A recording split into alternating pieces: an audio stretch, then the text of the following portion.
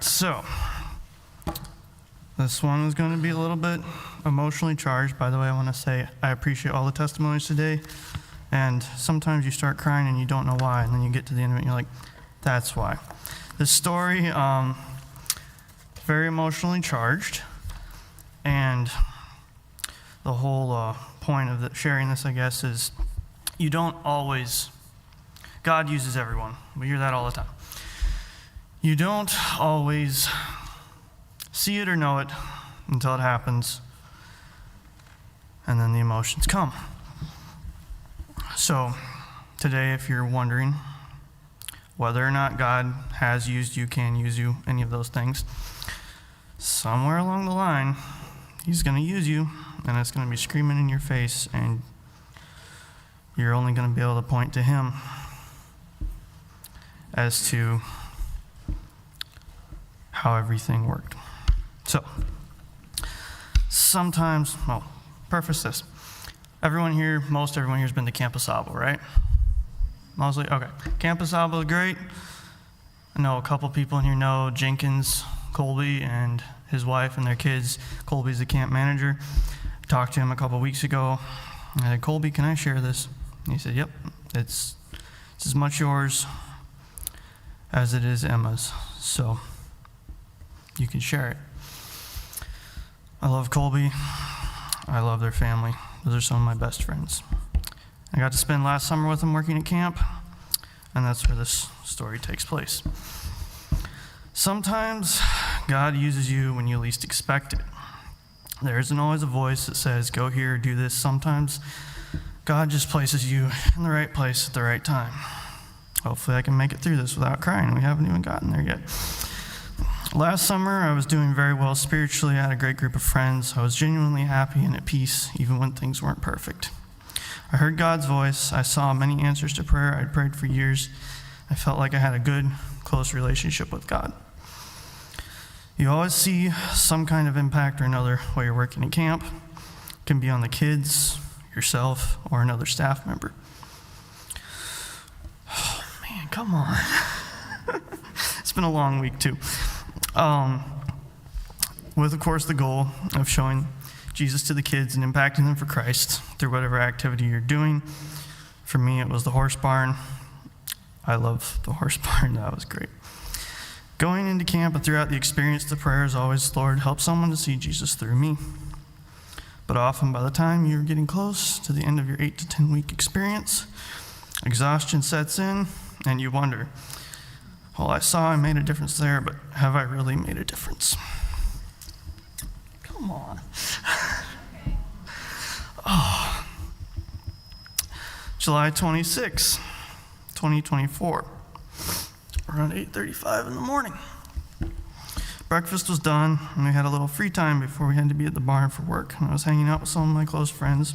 We were trying to decide what we should do with the time we had until we had to be at work. We would go all kinds of places in our free time, exploring camp, drives into town, sit and talk, pray. The list is endless. That morning was no different than any other morning. We had some free time, and I asked the usual question, what do you guys want to go do? Or what do you want to go do? After a short discussion, we decided we'd go to the barn early to get ready for the day because it was the last day of camp.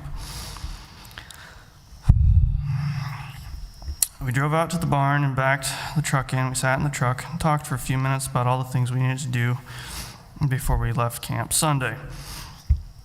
I remember grabbing the checkout sheet from my console of my truck and glancing over it, making a mental note of what I needed to complete.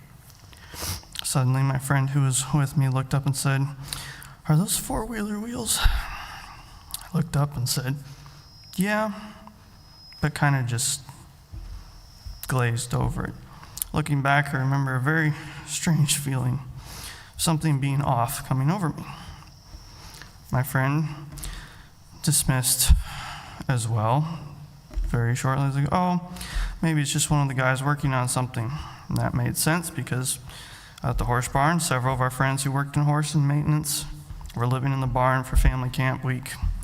And most of them had quads and trucks, and they're always tinkering and working on something. That feeling I felt said something a little different.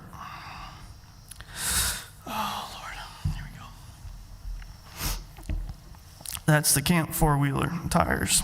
I half spoke, half thought.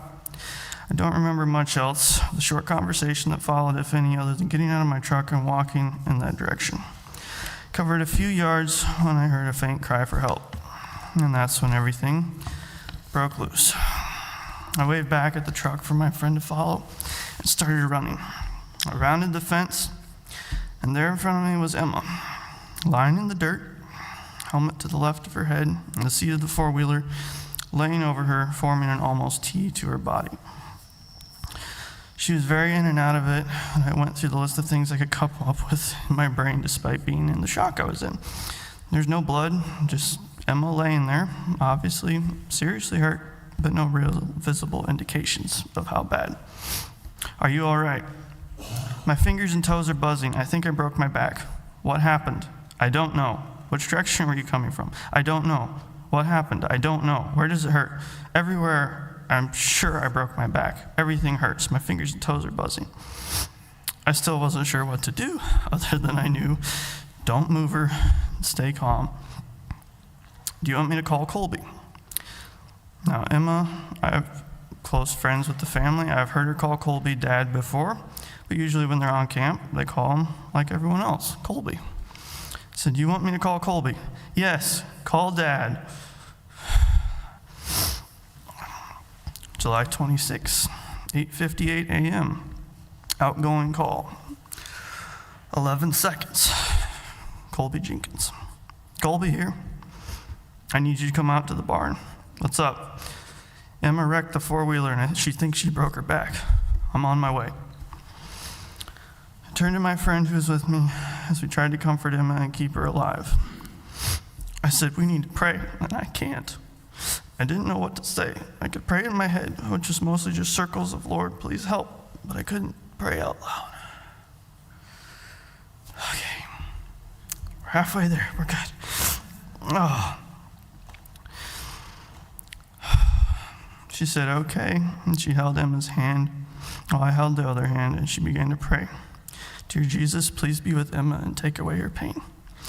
I don't remember the rest. All I know is I would have prayed, but I was frozen in shock. Colby's truck came roaring through. He jumped out, and I rolled the four-wheeler off of Emma with Colby. He began to ask the same questions I had asked, but he started poking and feeling around. At the same time, he was on the radio calling for medical to come to the barn.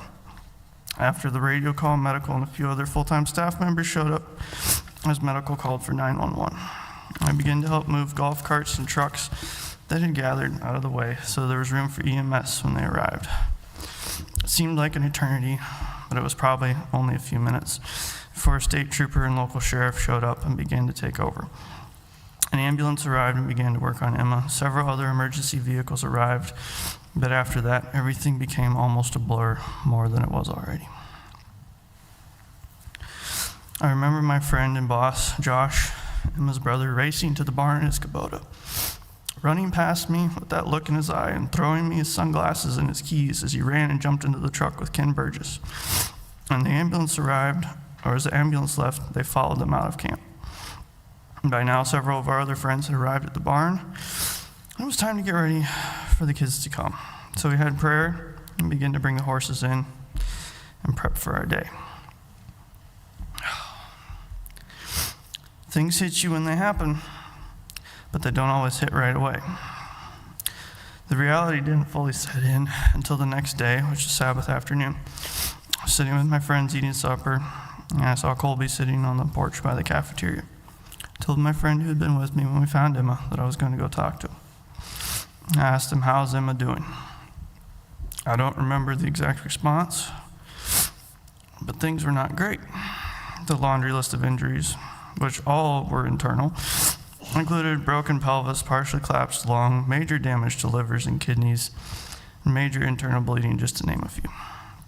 The part I do remember specifically was that he said between the hill at the horse barn and the main gate at camp was where they made the call for the airlift because she was bleeding out in the ambulance.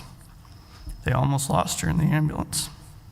If you'd gotten there 10 minutes later, she most likely wouldn't have made it.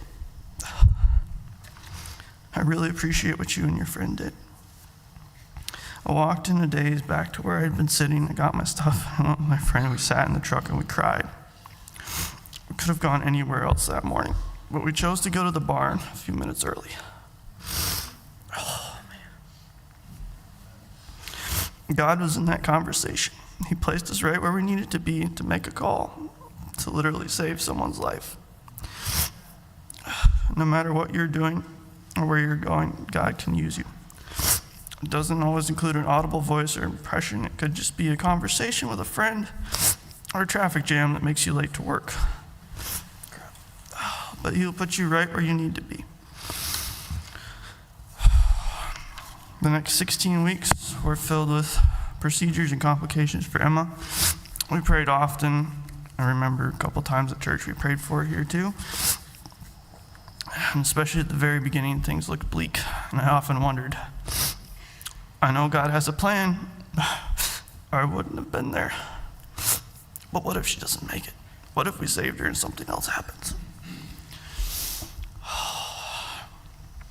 But 16 weeks later, Emma finally made it fully home out of the hospital, and she rode the same four-wheeler to put it away for winter storage. Man. Other than pictures and updates on Facebook, I didn't see Emma again until 294 days later, when we went to Pathfinder Fair this last May. Praise the Lord. You would never know by looking at her that she's gone through that. She looks the same as she did before. Romans 8:28. And we know that in all things, God works together for good to those who love him and who've been called according to his purpose. That wasn't me. I just had a conversation with someone, and that's where we wound up. But God put us there. Thank you.